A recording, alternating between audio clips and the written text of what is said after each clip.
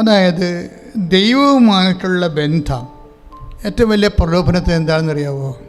ഇപ്പോൾ ഏറ്റവും മനുഷ്യനുണ്ടാകുന്ന പ്രലോഭനമല്ല, ഏറ്റവും വലിയ നഷ്ടമെന്ന് പറയുന്നത് എന്താ? What is a great loss happen to the humanity? ഒരു വ്യക്തിക്ക് സംഭവിക്കാൻ പറ്റിയ, ഒരു പേഴ്സൺ സംഭവിക്കാൻ പറ്റിയ ഏറ്റവും ഗ്രേറ്റ് ലോസ് എന്താ? ഏറ്റവും വലിയ ലോസ് എന്ന് പറയുന്നത് പലപ്പോഴും ദൈവത്തെ നഷ്ടപ്പെടുന്നതാണ്. പക്ഷേ എപ്പോഴാണത് ലോസാകണത്? നമുക്കത് തോന്നണം. എപ്പോഴും ഒരു അപകടം സംഭവിക്കുന്നത് എന്താണ്? ദൈവത്തെ നഷ്ടപ്പെട്ടാൽ അതറിയാത്ത ഒരവസ്ഥ വരും. അതാണ് ഏറ്റവും വലിയൊരു മനുഷ്യൻ്റെ ദുരന്തം. ദൈവത്തെ നഷ്ടപ്പെട്ടു, പക്ഷെ നമുക്ക് അറിയത്തില്ല. നഷ്ടപ്പെട്ട കാര്യം അറിയത്തില്ല.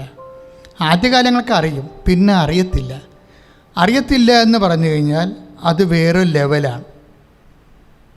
അത് വേറൊരു ലെവലാണെന്ന് വെച്ച് കഴിഞ്ഞാൽ, ഇപ്പോൾ ഉദാഹരണത്തിന് ഒരു ക്രൈസിസ്, ഒരു ഹെവി ഡ്യൂട്ടി വിഷയം വരുമ്പോഴാണ് നീ പഠിക്കാൻ പോണത്. നിന്നെ ദൈവത്തിന് തിരിച്ചെടുക്കണമെന്നുണ്ടെങ്കിൽ ദൈവം നിനക്കൊരു ഹെവി ഡ്യൂട്ടി വിഷയം തരും. ഇപ്പോൾ കഴിഞ്ഞ ദിവസങ്ങളിലെ ഒരു സാക്ഷ്യം ഉണ്ടായിരുന്നു ഇവിടെ. എനിക്കവിടെ സാക്ഷ്യം വളരെ ഇഷ്ടപ്പെട്ടായിരുന്നു. നിങ്ങളത് യൂട്യൂബിൽ നോക്കണേ. അവിടെ പ്രശ്നം വെച്ച് കഴിഞ്ഞാൽ 38 വർഷമായിട്ട് ഇവർക്ക് ബ്ലീഡിങ്ങാണ്. 38 വർഷമായിട്ട്. അതായത് ഒരു ചെടുത്തി അവർക്കൊരു 45 50 വയസ്സ് കാണുമായിരിക്കും. അങ്ങനെ അവർക്ക് 38 വർഷമായിട്ട് ബ്ലീഡിങ് ഉണ്ടായിക്കഴിഞ്ഞാൽ, നിങ്ങളുടെ തന്നെ പീരീഡ്സ് ആണെങ്കിൽ തന്നെ ഒരു 2 3 4 5 ദിവസം കഴിഞ്ഞാൽ ആൾക്കാർ അടുക്കൽ ഭാഷത്തിൽ ഒരു അച്ഛാ ഒന്ന് പ്രാർത്ഥിച്ച് ബ്ലീഡിങ് നിൽക്കണില്ലെന്ന് പറയും. കാര്യം വെച്ചാൽ എന്താ പ്രശ്നം വെച്ചാൽ അവർക്ക് മനസ്സിലായി എന്തോ സംതിങ് മിസ് ചെയ്തിട്ടുണ്ടെന്നറിയാം. ഇതെല്ലാം കർത്താവിൻ്റെ കയ്യിലുള്ള കാരണം ഞാനപ്പോൾ തന്നെ മുട്ടയ്ക്കാൻ പറയും, ബ്ലസ് ചെയ്ത് അത് പ്രാർത്ഥിച്ചു വിടും. എന്താ പ്രശ്നം വെച്ചാൽ ഇവർക്ക് 38 വർഷമായി ബ്ലീഡിങ്. അപ്പോൾ അവരെന്തുമാത്രം സഫർ ചെയ്യുന്നുണ്ടാകും ഒരു ദിവസം. പക്ഷേ ഇങ്ങനെ സഫർ ചെയ്യുമ്പോൾ ഇവരുടെ ഒരു പ്രശ്നമുണ്ട്, ഈ ട്രീസ്റ്റാർഡ് ഒരു പ്രശ്നം. ബ്ലീഡിങ്ങും കാര്യങ്ങളൊക്കെ പോകുന്നുണ്ടെങ്കിൽ അതിൻ്റെ വേദനയൊക്കെ ഉണ്ട്, അടിവയറ്റിലൊക്കെ വേദനയുണ്ട്, പെരിപ്പുണ്ട്, പൊക്കച്ചിലുണ്ട്, പലതരത്തിലുള്ള വിഷമങ്ങളുണ്ടെങ്കിലും ഇതൊന്നും ഇവരുടെ ആധ്യാത്മികതയെ ബാധിക്കണില്ല. ഈ മാസം കേട്ട ഏറ്റവും നല്ല സാക്ഷ്യങ്ങളൊന്നാണ്. കാര്യം നിങ്ങൾക്കറിയാമല്ലോ, അതായത് അടിവയറ്റ് വേദനയും ചുരിച്ചിലും പുകച്ചിലും ഒക്കെ ഉണ്ടെങ്കിലും ഇതൊന്നും ഇവരുടെ പ്രാർത്ഥനാ ജീവിതത്തെ ബാധിക്കണില്ല. കാര്യം എന്താണ്? ഇവർ ഡെയിലി കമ്മ്യൂണിക്കൻ്റാണ്. അതായത് എല്ലാ ദിവസവും ദേവാലയത്തിൽ പോകും. അപ്പോൾ അവർ സാക്ഷ്യം പറയണേ, ഇടയ്ക്ക് എനിക്ക് വേദന അടിവയറ്റിങ്ങനെ ചുഴന്ന് കുത്തണ കറക്കിത്തിരിക്കണ വേദന വരും. അപ്പോഴും ഞാൻ പതുക്കെ നടന്ന് കർത്താവിൻ്റെ അടുത്ത് പോകും. അത് കേൾക്കണം ആ സാക്ഷ്യം. എന്താ പ്രശ്നം വെച്ച് കഴിഞ്ഞാൽ ഞാനോർത്ത് ദൈവമേ, ഒരു കാര്യം സത്യം കേട്ടോ, അതായത് നമ്മുടെ ചില ചേച്ചിമാരൊക്കെ സ്വർഗത്തിലെത്തുമ്പോൾ അല്പോസാമ സ്തുതി പറയും. കാര്യം അതൊക്കും മേലെയാണ് ചില ആൾക്കാർ ചെയ്തുകൊണ്ടിരിക്കുന്നത്. വിശ്വാസത്തിൻ്റെ വഴികളിൽ വീരരക്തസാക്ഷികളായ വ്യക്തികൾ കേരള സഭയുടെ ആസ്തിയാണ്. അതല്ലേ ഇപ്പോൾ സഭയിൽ ഇത്തിരി ഇഷ്യൂസൊക്കെ ഉണ്ടായിട്ടും സഭ ഇങ്ങനെ അടിച്ചു പിടിച്ചിരിക്കുന്ന കാര്യം എന്താണ്? ഇങ്ങനെ കുറേ കുടുംബക്കാരുണ്ട് വീട്ടിൽ, ദൈവമേ സഭയെന്നും പറഞ്ഞ് ജീവിക്കുന്നവർ. അവരുടെ ജീവിതത്തിലുണ്ടാകുന്ന ദുഃഖങ്ങളും ദുരിതങ്ങളുമാണ് സഭയുടെ വിശുദ്ധിക്ക് വേണ്ടി ഒരു കാഴ്ച വെക്കുന്നത്. എന്താ കാര്യം എന്നറിയാവോ? അതായത് കൊളോസിയ ലേഖനം 1:24 ഒരു അടിപൊളി വചനമുണ്ട്. എന്താ പറയണത്? ഒന്ന് ഏറ്റു പറഞ്ഞ്, നിങ്ങളെ പ്രതിയുള്ള പീഡകളിൽ ഞാൻ സന്തോഷിക്കുന്നു.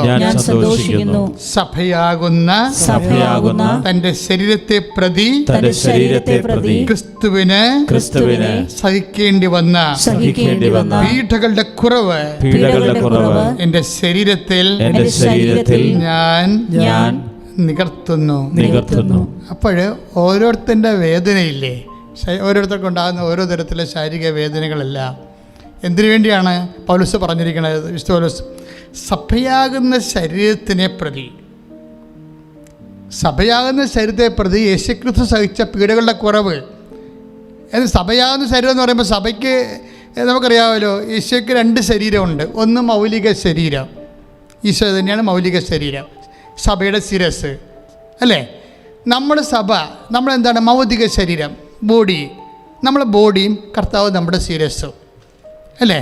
അപ്പോൾ ഈ സഭയാകുന്ന ശരീരത്തെ പ്രതി ക്രിസ്തുവിനുണ്ടാകുന്ന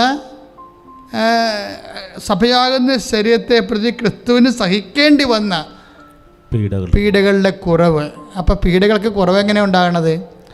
സഭയാകുന്ന ശരീരമെന്ന് പറയണത് കാലത്തിനൊപ്പം സഞ്ചരിച്ചുകൊണ്ടിരിക്കുകയാണ്. You got the point. മനസ്സിലായില്ലേ? ഈ സഭയാകുന്ന ശരീരത്തിനെ പ്രതി, സഭയാകുന്ന ശരീരം ഇപ്പോൾ 2022 കൊല്ലം കൊണ്ട് സഞ്ചരിച്ചു കഴിഞ്ഞു. ഇനിയും ആയിരക്കണക്കിന് കൊല്ലം സഭയാകുന്ന ശരീരം സഞ്ചരിച്ചുകൊണ്ടേയിരിക്കും. ഈ സഭയാകുന്ന ശരീരത്തിന് പ്രതി യേശുക്രിസ്തു അനുഭവിച്ച പീഡകളുടെ കുറവ് ആരാണ് അനുഭവിക്കേണ്ടത്? വിശ്വാസികളാണെന്നാണ് പറയണത്. അതാണ് സംഭവം. ഈ മറ്റു ട്രീസായൊക്കെയുടെ സാക്ഷ്യങ്ങൾ കേട്ടപ്പോൾ ഞാൻ പെട്ടെന്ന് ചിന്തിച്ച ഇതാണ്, മറ്റു ട്രീസ അതായത് അവർക്കിങ്ങനെ ബ്ലീഡിങ് ഇങ്ങനെ ധാരയായിട്ട് നിൽക്കുമ്പോഴും ധാര തന്നെ ഇല്ല.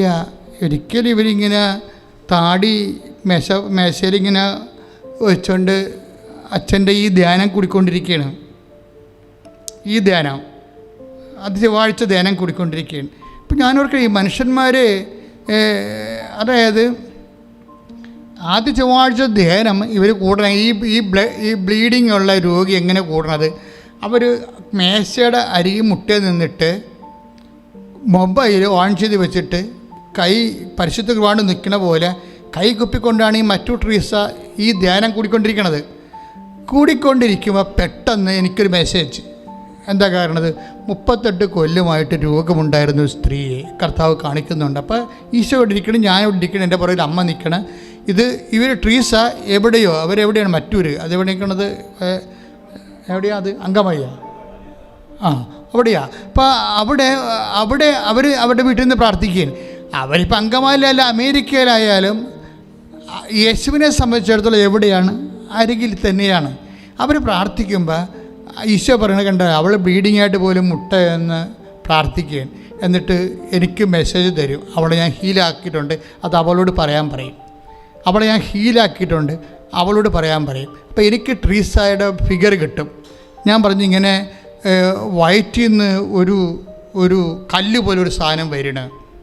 വയറ്റിൽ നിന്ന് കല്ല് പോലൊരു സാധനം വരുന്നു. അതിൻ്റെ വേദന പുകച്ചിരി ഭയങ്കരമായിട്ട് അനുഭവിക്കുന്നു. എന്നിട്ട് അത് ചുങ്ങിപ്പോകുന്നു. എന്നിട്ട് ആ വേദന അത് പൂർണ്ണ ഒരു തൊലി ഇങ്ങനെ മാറ്റിയിട്ട് ആ കല്ല് മാറ്റുന്നതായിട്ട് ഈശോ കാണിച്ചു. അപ്പോൾ ഞാൻ പറഞ്ഞു അത് ഓപ്പറേഷൻ വേണ്ടി വരും. അതിന് ആ വ്യക്തി ഓപ്പറേഷൻ വിധേയമായിട്ട് ഇതിൽ നിന്ന് പൂർണ്ണമായിട്ട് റിലീവ്ഡ് ആകാൻ പറയും.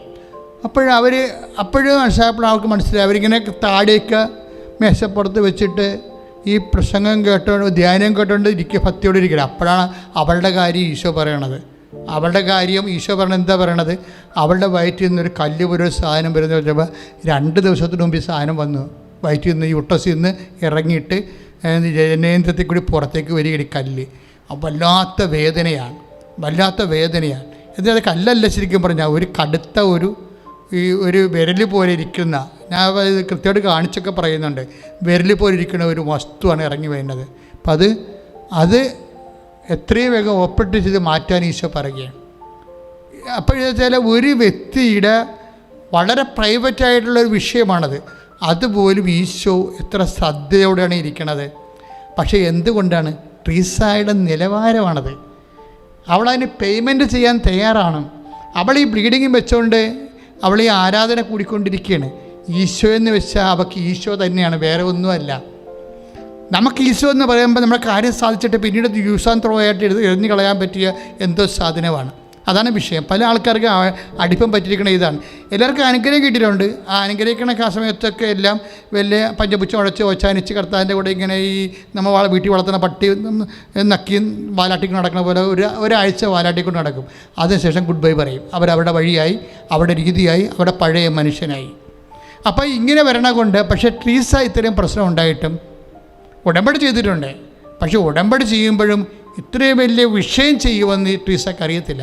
പക്ഷെ അറിഞ്ഞാലും ഈ ഉടമ്പടി ധ്യാനം മനസ്സുറച്ചവർ കൂടിക്കൊണ്ടിരിക്കുമ്പോൾ കർത്താവ് പറയുകയാണ്, എന്താണ്?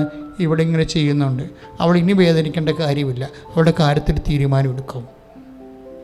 അതായത് ഈശോ ഈ കാര്യത്തിൽ തീരുമാനമെടുക്കാൻ, അതായത് നമ്മളെപ്പോഴും ശ്രദ്ധിക്കേണ്ട കാര്യം, നമ്മളെ കർത്താവിനെ അറിയാം, നമ്മുടെ ഉടായ്പകളെല്ലാം അറിയാം. കാര്യം ഇത് തൽക്കാലത്തേക്ക് വേണ്ടിയുള്ള അഡ്ജസ്റ്റ്മെൻറ്റിന് വേണ്ടിയുള്ള ഉടമ്പടി എടുക്കലും പൊക്കലും ഒക്കെയാണ്. അത് കഴിയുമ്പോൾ പണ്ടത്തെ ആൾ തന്നെയായിരിക്കും നീ എന്നുള്ളത് ഈശോയ്ക്കറിയാം. ഇനി ഉടമ്പടി എടുത്താൽ തന്നെ നീ വന്ന് സാക്ഷ്യം പറയാൻ തയ്യാറാകത്തില്ലെന്നും കർത്താവിന് അറിയാം. അതുകൊണ്ടാണ് ചില ആൾക്കാരുടെ ഉടമ്പടി താമസിക്കാൻ കാരണം. നിങ്ങളുടെ കയ്യിരിപ്പ് കൊണ്ടാണ്, വേറെ പ്രശ്നങ്ങളൊന്നുമില്ല.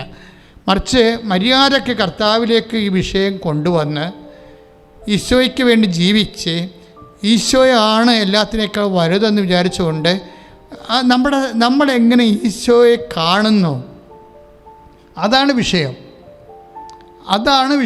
ഇപ്പം അന്ധന് കാഴ്ച കൊടുത്തപ്പോൾ കർത്താവ് കണ്ണ് തുറന്നപ്പോൾ നീ എന്ത് കാണുന്നു എന്ന് ചോദിച്ചു. അപ്പോൾ അയാൾ പറഞ്ഞു, മനുഷ്യരെ കാണുന്നുണ്ട്, പക്ഷേ മരങ്ങളെപ്പോലെയൊക്കെ ഇരിക്കണമെന്ന് പറഞ്ഞു. അപ്പോൾ വീണ്ടും കർത്താവ് അവൻ്റെ കാഴ്ച കൊടുത്ത് പിന്നെയും കണ്ണിൽ തൊട്ട് പ്രാർത്ഥിച്ചോണ്ട് ഇപ്പം എന്ത് കാണും? ഇപ്പം മനുഷ്യരെപ്പോയി കാണുന്നുണ്ട്. അപ്പോൾ മനുഷ്യർ രണ്ട് കാഴ്ച ഉണ്ടാവും. ശരി, ഇപ്പം രണ്ട് കാഴ്ച ഉണ്ടാവും. എന്നുവെച്ചാൽ ദൈവത്തിനെ അറിഞ്ഞതിന് ശേഷം ആദ്യം അറിയുമ്പോൾ ഉണ്ടാകുന്നൊരു അനുഭവം, പിന്നെ പൂർണ്ണമായി അറിയുമ്പോൾ ഉണ്ടാകുന്ന അനുഭവം. ഇപ്പോൾ ദൈവത്തിൽ നമ്മൾ വളർന്ന് വരികയാണ്. ഇപ്പം മറ്റൊരു റീസായുടെ വിഷയം എന്താണ്? അവർക്ക് കപ്പാസിറ്റി കാരണം ക്ലെയിമുണ്ട്. കപ്പാസിറ്റി ഉണ്ടാകുമ്പോൾ എന്ത് പറ്റും? അവർ ദൈവത്തിൻ്റെ മകളാണ്, അവളുടെ കയ്യിൽ നിന്ന് ഒത്തിരിയേറെ ചിലവഴിച്ചിട്ടുണ്ട്. ഒത്തിരിയേറെ കർത്താവിന് വേണ്ടി വിശ്വാസം, കുറച്ച് കൂടിയ വിശ്വാസമാണ്. വെച്ചാൽ നമ്മുടെ വിശ്വാസം മെയിൻ്റനൻസ് ഇല്ലാത്ത വിശ്വാസമാണ് നമ്മുടേത്, ഇല്ലേ? ഇപ്പം ഞാൻ കടലിൽ വെഞ്ചരിക്കാനൊക്കെ പോകുമ്പോൾ ചില ആൾക്കാർ കടലിൽ ആങ്കറിട്ടിരിക്കണ വള്ളത്തേനെ കൊണ്ടുപോകും, അത് വെഞ്ചരിക്കാൻ പറയും. അപ്പോൾ ഞാൻ വെഞ്ചരിക്കുമ്പോൾ വെഞ്ചരിച്ച് കഴിയുമ്പോൾ ഇവരെന്നെ പറയും, അച്ഛാ ഇത് കയറ്റാനിട്ടിരിക്കുകയാണെന്ന്. ഞാൻ ഇവിടെ ഇതിന് മുരിങ്ങ പിടിച്ചിരിക്കുകയാണെന്ന്. കുറേ നാൾ കായലിൽ കിടന്ന് കഴിയുമ്പോൾ മുരിങ്ങയെന്നും പറഞ്ഞൊരു തരം പുഴുണ്ട്, കക്കായൊക്കെ പിടിച്ചിരിക്കും. അത് വള്ളത്തിന് ദൂരം ഉണ്ടാക്കും. അപ്പോൾ അതുപോലെ തന്നെയായിരിക്കും നമ്മുടെ ആധ്യാത്മിക ജീവിതം മുരിങ്ങ പിടിച്ചതായിരിക്കും. അത് പറിച്ചു കഴിയുമ്പോൾ ഒരു ദൂരം ഉണ്ടാവും. ഇതാണ് വിഷയം വേണ്ടത്. അതല്ലാതെ എപ്പോഴും മെയിൻറ്റെയിൻ ചെയ്ത് പോകുകയാണെങ്കിൽ പ്രശ്നമൊന്നുമില്ല. ഒരു ഇഷ്യൂ ഉണ്ടാകുമ്പോൾ നമ്മൾ ദൈവത്തിലേക്ക് വരുന്നു.